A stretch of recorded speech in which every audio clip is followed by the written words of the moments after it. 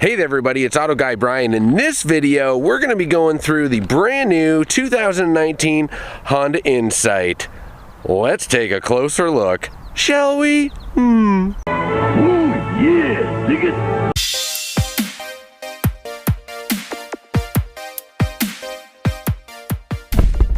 Alright, so let's get into the boring stuff. So yeah, it's got a moonroof, it's got the power seats on both sides, it's got rain sensing windshield wipers, 452 watt stereo, blah blah blah blah blah, 17-inch aluminum alloy wheels. Now let's get into the important stuff. Let's get down to the nitty-gritty. You know, the stuff that'll help you become a more eco-friendly kind of tree hugger type person? Yeah, let's do that.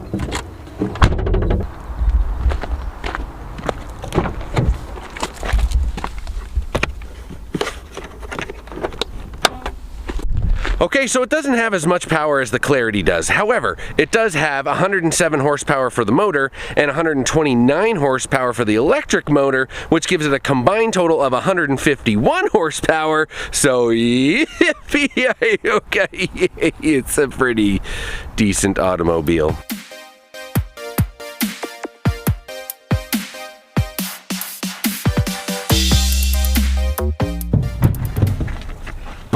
Okay, so what you need to know about this car is that it doesn't have a traditional transmission in here. It's what they call an eCVT. It's not like a traditional CVT where it has a pulley system.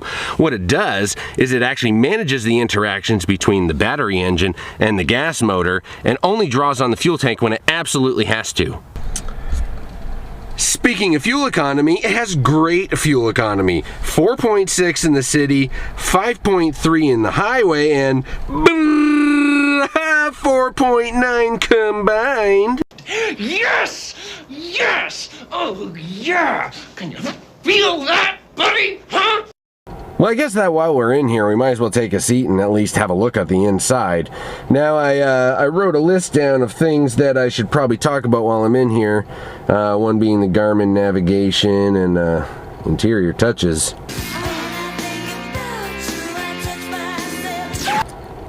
Tpms, obviously a remote start.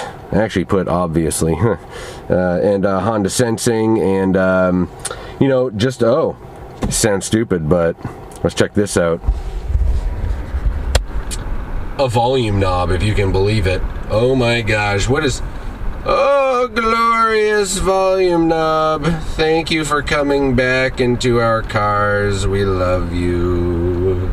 Okay, so as I was mentioning before, they've got the navigation in here. This is the touring model, of course, so it will have navigation built in, but if you didn't get the touring model, you're going to be able to use your Apple CarPlay or Android Auto, where it says smartphone connection here, and be able to stream all of your music, get your maps, all that kind of stuff, as long as you have data, of course. Now, one of the things I do love about this is that they upgraded the screen to that tablet-style one that they have in the Odyssey and in the brand new Accord, and I mentioned this before, but I'm really happy about them adding in the volume knob back, as well as some of these soft touch buttons that they added here. It's not just all touchscreen, and I like that. And the other thing I want to add is that they've got these nice aluminum style knobs here, very reminiscent of the brand new Accord. Now, some people are going to hate this, but what they also did is they added in this push button gear shifter here, and some people really hate that, some people really love it. I personally really like it because it's just one more thing that's not sticking up by my leg, getting in the way. And of course, you're also going to see Econ mode, Sport mode, and EV mode, which can put it into electric only mode for a very short period of time, and then the engine will turn on to regenerate the battery. What I do also like is they added this awesome cell phone holder right there. Now, I've got what kind of phone I have here is what they call a Huawei P20, so it's about the same size as maybe like an iPhone 8. If you got the Plus, oh, look, who's that beautiful chick? Ooh, that's my lady. So yeah, it's got an awesome holder for your cell phone there. It's like perfectly fit. Even if you had like one of the bigger iPhones, I'm sure it'll fit there too. And of course, you got two USB ports right there for charging your phone, as well as the 12-volt power outlet to charge it. And of course, like always, it's got the heated seats. You got them in the front and in the back when you got the touring model, because obviously we got leather seats throughout the car. as you can clearly see. Going across to the front here, you can see on the steering wheel, it's basically the same steering wheel that you're going to see in the Accord and in the Odyssey here, with the home button at the top, which changes this over here. And that gauge allows you, with this little wheelie knob thing, it allows you to change what it is that you want to look at. So if you want to look at your range and your fuel economy and all that, that will all come up.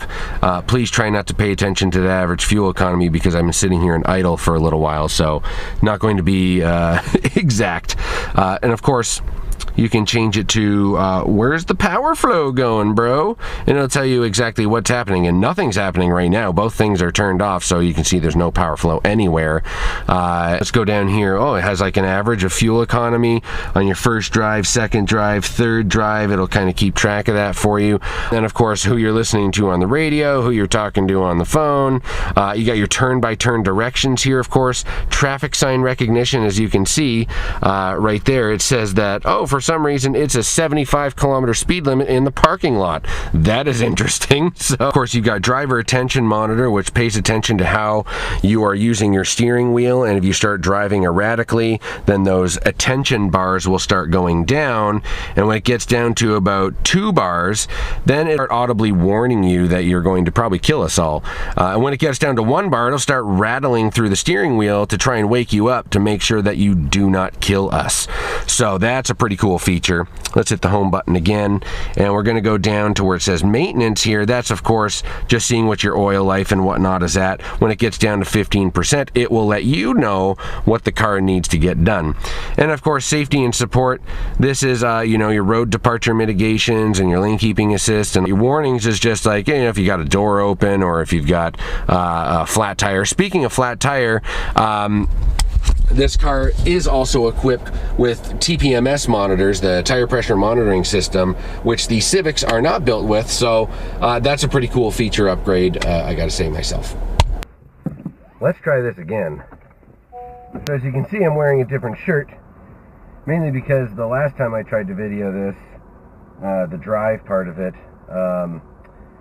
one, it wasn't recording. The other time, it was just way too shaky on the other camera I was using, so now I've switched to my GoPro. Let's see how this goes. I'm hoping this is the last take. Let's do it. So I've turned on the car, and you can't even tell that I turned on the car because it's so quiet in here. Because it's a hybrid, and, well, yeah, that's why. Put it in drive. Let's go. Very quiet, this car. The fact that the engine's 107 horsepower and the battery motor is 129 horsepower, I'm not expecting a ton of pickup at all. I'm expecting it to be kind of lackluster because it's a hybrid. The clarity was different though. The clarity, even though it had the same engine, it was tuned a little differently and it was a plug-in. It still had, you know, like all the torque was right up front, so you could just boom, take off right off the line and you're going. This one I'm not so sure about yet. It's not tuned the same way. It's only a combined total of 151 horsepower, so so far the drive is nice because it's quiet and, you know, it feels like a Civic, basically. This is exactly what it feels like. It feels like I'm driving a top-end Civic, but it's a little bit nicer on the inside. It's got the updated screen, like I mentioned before, the cell phone holder. Things just seem to be in a better place. And the way they've changed this dash up, I really like it because to me, it makes more sense. So I'm about to get on the highway again. We're going to see how much pickup this thing has. That's the main thing I want to see is what kind of pickup. Am I going to be able to pass a truck, or is it just going to make a lot more noise and not actually go any faster? So let's give it a go, shall we?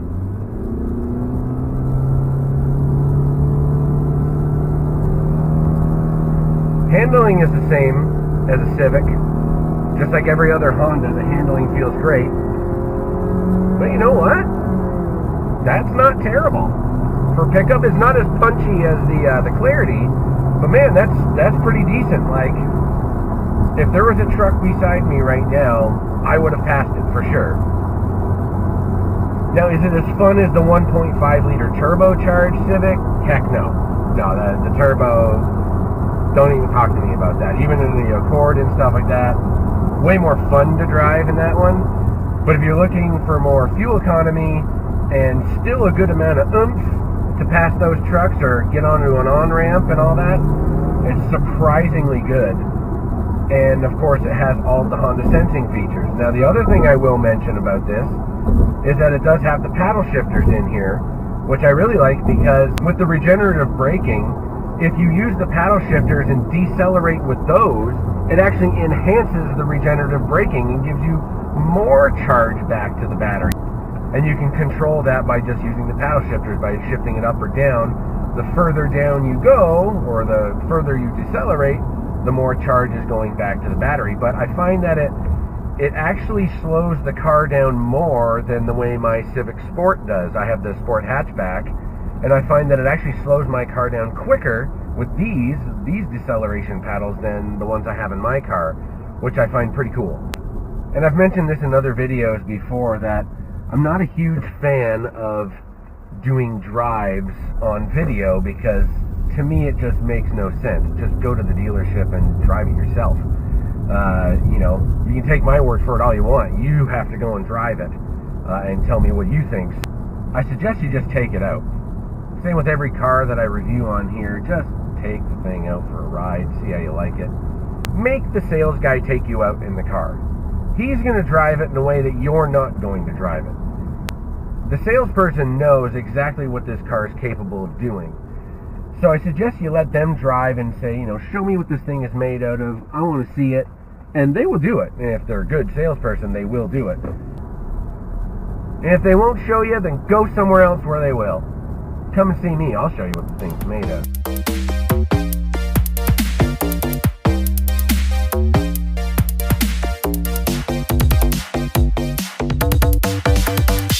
So I guess you could say my official opinion on this car is that it's great. Now, obviously, I'm biased. I work in a Honda dealership. I do like the car. But to be honest with you, I was never a huge fan of hybrids. And I was honestly expecting this car to be lacking, like a little lackluster, just like a typical hybrid car. Yeah, it's fuel efficient, but it's not really fun to drive. But Honda seems to have really beefed up their game when it comes to hybrid vehicles, because when I drive this, I feel like I'm driving just a regular Civic, and it handles really, really well, hugs the corners, and I gotta tell you, it is a fun drive. So my conclusion is that I love it. I think it's a great car, and I think you should go to the dealership and try it. I'm gonna stop talking now because I'm back at the dealership. Have a good day. Thanks for joining me, everybody. I really hope that you enjoyed this Honda Insight review.